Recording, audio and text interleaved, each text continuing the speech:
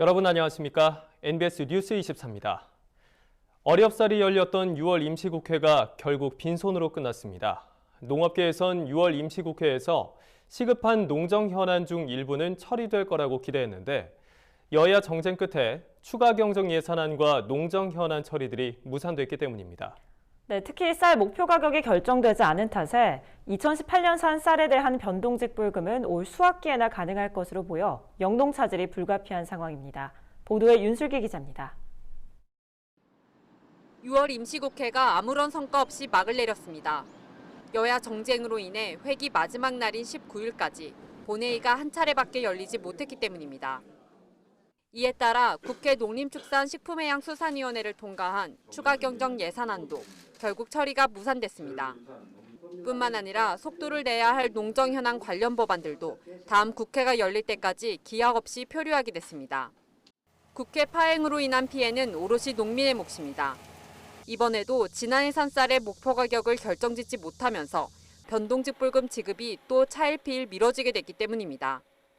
늦어도 올 초에는 목표 가격이 설정되었어야 하는데도 불구하고 국회 파행으로 지금까지 이게 전혀 처리되지 않고 있습니다. 피해가 농민들에게 고스란히 돌아갈 수밖에 없는데 현재로선 7월 임시국회가 열릴 가능성이 높지 않아 쌀 목표 가격 문제는 9월 정기국회 때나 논의될 것으로 점쳐집니다.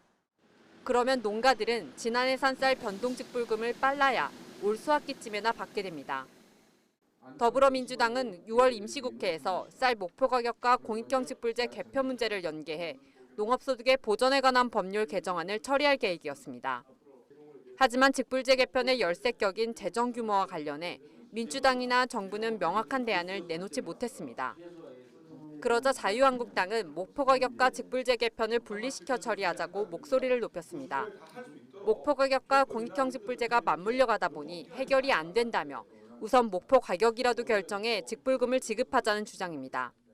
국회에서 쌀 목표 가격 설정이 사실 이루어져야 되는데 이게 여러 가지 상황으로 완전히 미뤄지고 있습니다. 임시적인 조치라도 해서 필요한 변동 지급금을 적게 지급이 돼야 하는데 지급도 이미 거의 한 6개월 이상 늦어졌지 않습니까?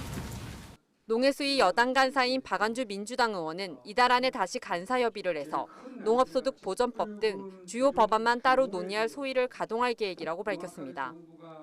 하지만 한국당 등 야당은 공익경직불제 전환을 위해 필요한 재정 규모로 3조 원을 제시하고 재정당국은 이에 대해 수용 불가 입장을 고수하고 있어 접점을 좁히긴 쉽지 않은 상황입니다. 이 밖에 농업계의 관심을 끄는 농협중앙회장 선거 등의 규칙을 정하는 농업협동조합법 개정안이나 농업용 저수지의 일부를 환경부가 관리토록 하는 내용의 법률 개정안도 처리되지 못했습니다. 6월 임시국회가 이처럼 빈손으로 종료됨에 따라 다음 국회에서 처리해야 할 농정 현안만 더 쌓였습니다. MBS 뉴스 윤슬기입니다. 최근 2년간 크게 줄었던 유기질 비료 지원 사업 예산이 내년에도 감소할 거란 우려가 나옵니다. 농가별 정확한 수요 예측이 어려운 탓에 예산이 필요한 곳에 제대로 쓰이지 못하고 있기 때문인데요. 유기질 비료는 필수 농자재이기 때문에 정부 지원이 계속 줄어들 경우 농가 부담이 커질 수밖에 없습니다. 유기질 비료 지원 사업의 현황과 문제점을 강창호 기자가 보도합니다. 경기도 양주의 쌈채소 농가. 쌈채소를 재배하고 있는 백순규 씨는 요즘 걱정이 늘었습니다. 안 그래도 생산비 부담이 큰데 필수 농자재인 유기질 비료에 대한 정부 지원이 줄어들었기 때문입니다. 좋은 상품을 만들기 위해서 퇴비를 많이 줘야 되는데 저희도 지금 올해 퇴비를 신청한 거에서 한 60%뿐이 못 받았는데 농수산물 가격은 다 하락되고 자재들은 다 올라가고 인건비 상승되고 그러니 이게 얼마나 부담이 많이 갑니까? 경영비가 너무 많이 들어가는 데다가 퇴비나 이런 걸 보조가 적게 되다 보니까 굉장히 힘듭니다. 농가가 유기질 비료 20kg 한 포대를 8,700원에 구입할 경우 국비 1,100원과 시비 600원을 더해 총 1,700원을 지원받아 자부담금 7,000원만 내면 됩니다. 그런데 최근 2년간 국가 사업 예산이 2017년 1,600억 원에서 지난해 1,490억 원, 올해는 1,341억 원으로 깎이면서 농가들이 그 부담을 고스란히 떠안게 됐습니다. 상황이 이렇다 보니 농가들이 생산비를 줄이기 위해 유기질 비료 사용을 줄이거나 값싼 불량 퇴비를 사용해 토양을 망쳐 더 큰 손해를 보는 일도 빈번히 일어나고 있습니다. 업계 관계자들은 해마다 예산이 급감하고 있는 것에 대해 각 농가별 비료 수요를 정확하게 파악하지 못한 것이 가장 큰 문제라고 말합니다. 현재 유기질 비료 지원 사업은 농업경영체 등록 농가의 생산시설 규모에 맞춰 물량이 배정됩니다. 해당 농가가 지원받은 비료를 다 소진하지 못할 경우 불용 예산이 늘어나 이듬해 사업 예산이 깎이는 악순환이 반복되는 겁니다. 실제로 국고 예산 지원이 감소하면서 농가 신청량 대비 유기질 비료 지원량 비율은 2018년 67.5%에 머물고 있습니다. 유기질 비료를 신청한 10개 농가 중 단 6개 농가 정도만 실제로 지원받을 수 있는 겁니다. 이에 전문가들은 당장 내년 예산 축소를 막고 농가 부담을 낮추기 위해서 미사용 물량을 신속히 파악하고 다른 농가에 재분배하는 데 힘써야 한다고 강조합니다. 또한 현재 시군에서 비료 지원 신청을 받고 지역 농축협에서 공급하는 등 이원화된 창구를 하나로 통일해야 한다고 말합니다. 지금의 방식으로는 신청량과 실제 공급량을 맞추기 어렵기 때문입니다. 정부 유기질 비료 지원 사업의 예산이 매년 지금 감축되고 있는데 실제로 현장에서는 농업인이 신청한 양 대비 70% 미만으로 배정이 되고 있습니다. 따라서 지금 농업인들에게는 충분한 양의 유기질 비료가 지금 공급되고 있지 않기 때문에 유기질 비료 지원 사업의 정부 예산은 획기적인 확대가 필요하다고 생각을 합니다. 하지만 무엇보다 농가 부담을 낮추기 위해서 국고와 지방비 보조 지원 비율을 높이는 등 보다 획기적인 개선 방안이 필요하다는 목소리가 커지고 있습니다. MBS 뉴스 강창호입니다. 북한이 우리 정부의 쌀 지원을 거부하는 움직임이 포착돼 정부가 확인에 나섰습니다. 국제기구를 통한 대북 쌀 지원이 일시 중단될 위기에 놓였는데 대북 쌀 지원이 국내 쌀값 지지에 효과가 있을 것이란 전망이 나왔던 만큼 농업계의 우려가 커지고 있습니다. 김인경 기자가 보도합니다. 북한이 우리 정부가 UN 세계 식량 계획 WFP를 통해 제공할 예정이던 국내산 쌀 5만 톤에 대해 수령 거부 의사를 밝혔다고 최근 한 매체가 보도했습니다. WFP 평양 사무소가 북한 외무성 담당자와 실무 협의를 진행하는 과정에서 북측으로부터 이 같은 입장을 듣고 이를 통일부에 전달했다는 보도가 이어지고 있습니다. 8월로 예정된 한미 연합 지휘소 연습을 문제 삼아 북한이 남한으로부터의 쌀 수령 거부 의사를 밝혔다는 설명입니다. 우리 정부는 2010년 이후 9년 만에 북한에 쌀을 지원하겠다고 지난 6월 19일 공식 발표했습니다. 정부는 북한의 식량 상황을 고려하여 그간 세계 식량 계획과 긴밀히 협의한 결과 우선 국내산 쌀 5만 톤을 북한에 지원하기로 하였습니다. 정부는 이후 WFP와 양해각서를 체결하고 북한 항구까지 쌀을 수송하는 비용, 북한 내 분배와 모니터링 비용 등 총 1,177만 4천여 달러, 우리 돈으로 약 141억 원의 비용을 WFP에 지급할 계획이었습니다. 정부는 또 이달 안에 첫 화물선을 보내기로 했지만 북한이 부정적인 태도를 보여 진척이 더딘 것으로 알려졌습니다. 통일부 관계자는 기자들에게 이 같은 기류가 북한의 내부적 입장이라고 선을 긋고 WFP를 통해 북측 공식 입장을 확인하는 중이라고 밝혔습니다. 하지만 북한 체제의 특성을 고려할 때 상부의 지시 없이 실무급에서 이 같은 얘기가 나오긴 쉽지 않을 것이란 게 전문가들의 분석입니다. 대북 쌀 지원에 빨간불이 켜질 수 있다는 전망이 나오는 이유입니다. 농업계의 우려도 커지고 있습니다. 정부가 이번에 지원키로 한 쌀은 2017년산 정부 비축미인 만큼 국내산 쌀값 지지 효과가 있을 것이란 관측이 우세했기 때문입니다.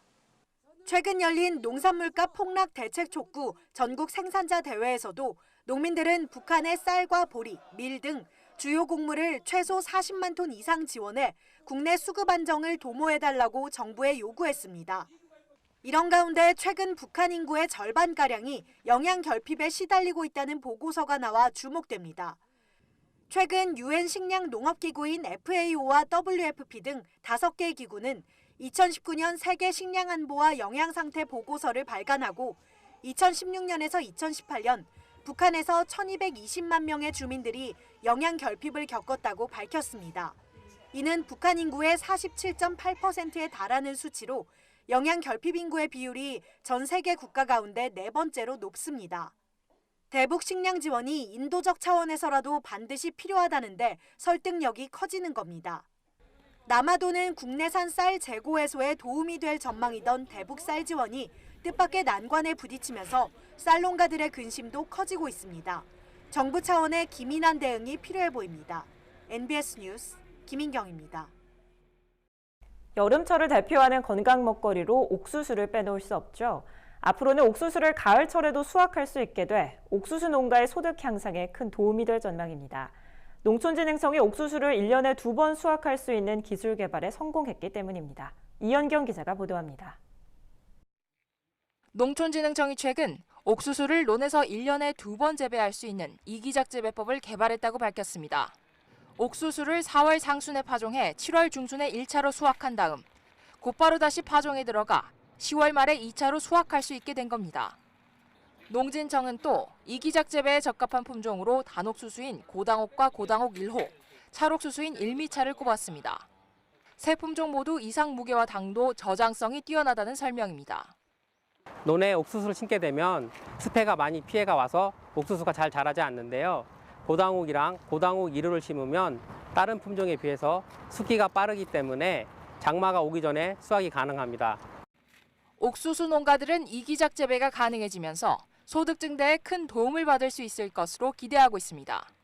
통상적으로 옥수수를 한 번 재배할 때 농가들은 시바르당 120만 원의 소득을 올릴 수 있지만 가을철에 옥수수를 수확하게 되면 평균 2.5배 이상 소득을 늘릴 수 있습니다. 가을 옥수수의 당도가 3브릭스 정도 높고 쫀득쫀득해 여름 옥수수보다 50% 이상 높은 가격을 받을 수 있기 때문입니다. 옥수수 알도 탱글탱글하고 과일보다 달고 훨씬 맛있었던 것 같아요. 농진청은 또 논에서 재배한 옥수수가 밭에서 키운 것보다 품질 면에서 더 양호하다는 실험 결과를 내놨습니다. 옥수수를 논에 심으면 수분을 꾸준히 공급받을 수 있어 가뭄 등 스트레스를 덜 받기 때문에 옥수수의 크기도 향상되고 품질도 좋아진다는 설명입니다. 논에 벼 대신 옥수수를 심어 이기작할 경우 농가 소득을 3배 이상 높일 수 있기 때문에 앞으로 벼 대체 작물로 옥수수가 급부상할 것으로 예측됩니다. 이에 따라 농진청은 앞으로 옥수수 이기작 재배 농가가 급증할 것으로 전망하며 내년부터 옥수수 종자와 재배 기술을 더 폭넓게 보급해 나갈 방침이라고 밝혔습니다. NBS 뉴스 이현경입니다. 다음은 지역 뉴스입니다. 충청북도가 최근 충주 유기농 산업 복합 서비스 단지 조성 사업에 대해 농림축산식품부의 승인을 받고 오는 12월까지 설계 용역 등 관련 절차를 완료하기로 했습니다. 이어 2022년까지 연차적으로 단지 조성 공사와 운영 준비를 추진해 2023년에 개장할 계획입니다. 친환경 농업 확산을 위해 조성되는 충주 유기농 산업 복합 서비스 단지는 유기농 복합 교육센터와 자연 생태 체험 교육장 등 유기농과 관련된 다양한 테마로 꾸며질 예정입니다. 제주도는 올해산 감귤을 비롯해 제주에서 생산되는 농산물의 본격적인 포전 거래 시기를 앞두고 농가의 농산물 포전 매매 표준 계약서를 보급한다고 밝혔습니다. 일명 밭대기 거래라고도 불리는 포전 거래는 대부분 구두 계약으로 이루어지는데 유통인의 계약 불이행으로 인해 농가 피해가 많은 상황입니다. 이에 도는 각 읍면동 사무소와 지역 농협사무소에 농산물 포전 매매 표준 계약서를 비치해 농가가 쉽게 접할 수 있도록 하고 농가와 유통인 간의 서류 계약을 권장함으로써 농가 피해를 줄여나간다는 계획입니다. 충청남도는 최근 도청 대회의실에서 삼농정책위원회를 열어 농민수당의 장단점을 분석하고 개선점을 찾는 논의의 장을 마련했습니다. 이날 발표자로 나선 김용찬 행정부지사, 박경철 충남연구원 등은 농어촌이 당면한 문제를 해결하기 위해 농민수당 도입이 절실하다고 강조했습니다. 더불어 이날 회의에서는 농정, 생산, 농촌혁신 등 5개 분야별 추진 방향에 대한 토론이 진행됐으며 삼농정책에 대한 각계각층의 목소리를 들어보는 시간도 마련됐습니다. 경기도가 가뭄 대책 마련에 총력을 기울이고 있습니다. 먼저 도는 206억 원의 가뭄 대책 예산을 지원해 상습 물 부족 지역에 간이 양수장과 보호 송수관로를 설치하고 있으며 저수율이 30% 이하인 저수지에 하루 2만 7천 톤씩 양수 작업을 실시하는 등 농업용수 확보에 적극적으로 나서고 있습니다. 또한 8월까지 가뭄이 확산될 경우 6억 3,300만 원의 가뭄 대책비와 재난관리기금을 투입해 피해 농가를 적극 지원할 예정입니다. 우리 농산물의 숨은 효능과 건강 정보를 전해드리는 건강 톡톡 알고 먹는 우리 농산물 시간입니다. 네, 후덥지근한 날씨에 절로 생각나는 먹거리가 있죠. 바로 열무입니다. 열무는 아삭한 식감에 상큼한 맛을 자랑하는데요. 비타민 A와 비타민 C가 풍부해 여름철 건강에도 으뜸이라고 합니다. 현장에 나가 있는 최다혜 기자가 소개합니다. 네, 건강 톡톡 알고 먹는 우리 농산물. 제가 나와 있는 마트에는 다양한 채소들이 놓여져 있는데요. 그중에서도 제가 소개할 제철 먹거리는 아삭한 식감에 여름철 입맛 돋우는 열무입니다. 오늘은 열무에 대해서 알아볼까요? 본격적인 더위와 함께 잃어버린 입맛이 돌아오지 않는다면 7월 제철 먹거리 열무를 추천합니다. 열무는 어린 무를 뜻하는 여린무에서 유래됐습니다. 열무는 특히 더운 여름철 최고의 먹거리인데요. 이 열무가 땀에서 배출되는 필수 무기질을 보충해줘서 지친 체력을 회복하는 데 도움을 줍니다. 예로부터 보양 먹거리로 알려진 열무는 특히 비타민C 함량이 높은데요. 바이러스에 대한 저항력을 키워주고 노폐물 제거와 해독에도 탁월합니다. 비타민C 함량을 비교해보면 사과는 100g당 4mg, 무는 15mg인데 열무는 무려 23mg으로 사과의 약 5배 많은 비타민C를 보유하고 있습니다. 뿐만 아니라 열무에는 인삼과 홍삼에 들어있는 사포닌도 풍부합니다. 열무에는 기능성 성분으로 비타민 C 및 사포닌이 풍부해서 면역력 증진에 도움을 주기 때문에 암의 예방 및 재발을 억제하는 기능을 가지고 또한 칼륨 등의 무기질이 풍부해서 체내 노폐물 배설 효과가 있기 때문에 고혈압 조절 등 혈관계 건강 유지에 효과를 줄 수 있는 식품입니다. 열무는 맛도 좋고 건강에도 최고인 먹거리인데요. 그렇다면 소비자분들은 이 열무를 어떻게 요리해 드실까요?